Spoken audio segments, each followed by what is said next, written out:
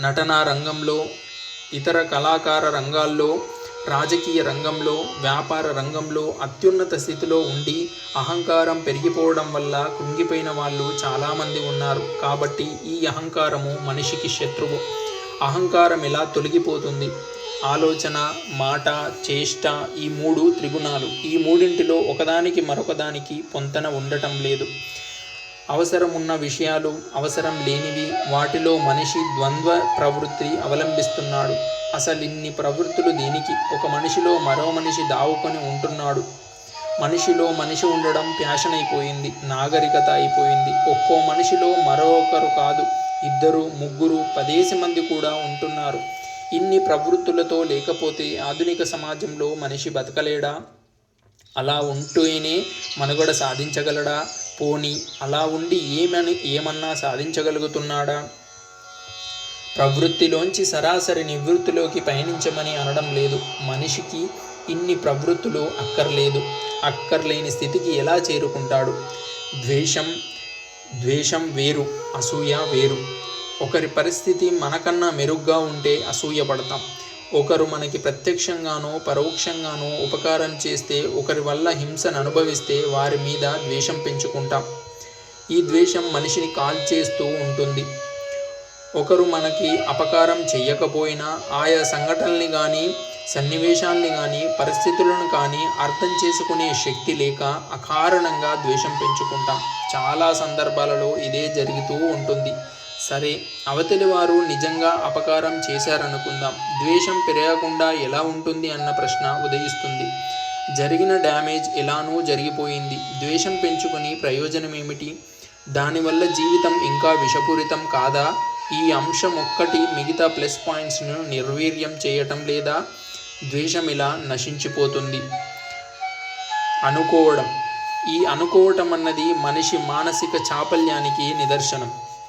వాస్తవానికి భిన్నంగా అనుకుంటూనే చాలామంది జీవితంలో చాలా భాగం నిరర్థకం చేసుకుంటూ ఉంటారు.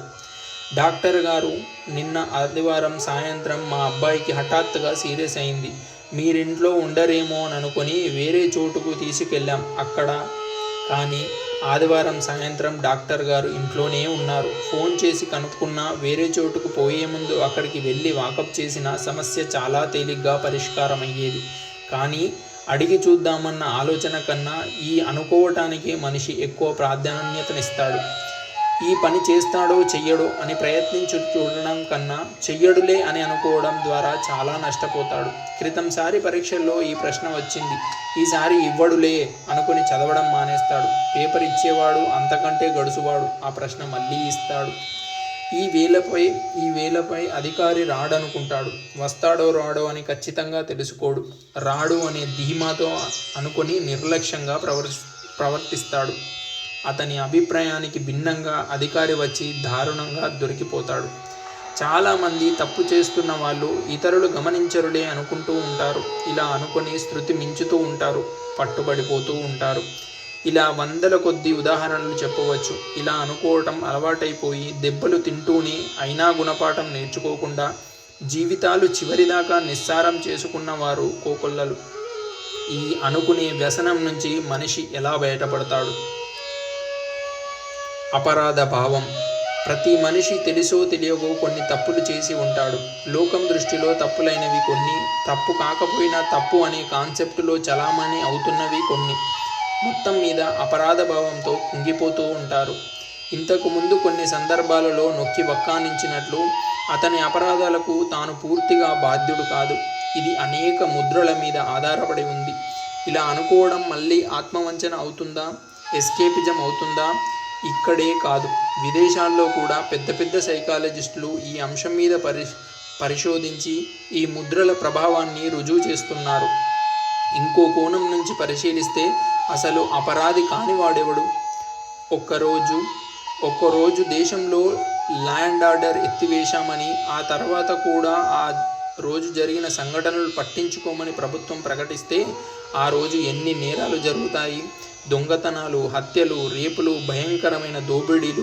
అంతవరకు సామాన్యుడిగా కనిపించేవారు కూడా లోపల జ్వలిస్తున్న ఆలోచనలకు కళ్ళెం లేకపోయేసరికి అమాంతం నేరస్తునిగా మారిపోతాడు. కాబట్టి ప్రతి మనిషిలోనూ ఓ క్రిమినల్ దాగుని ఉన్నాడన్నమాట. ఇలా ఎప్పటికీ కొనసాగాల్సిందేనా? ఇన్ని వేల సంవత్సరాల నుంచి ఆధ్యాత్మిక చింతన అని మనిషి కొట్టుకుంటున్నా ఇంత హీనస్థితికి ఎందుకు దిగజారిపోతున్నాడు? ఈ పరిస్థితి ఎలా చక్కబడుతుంది?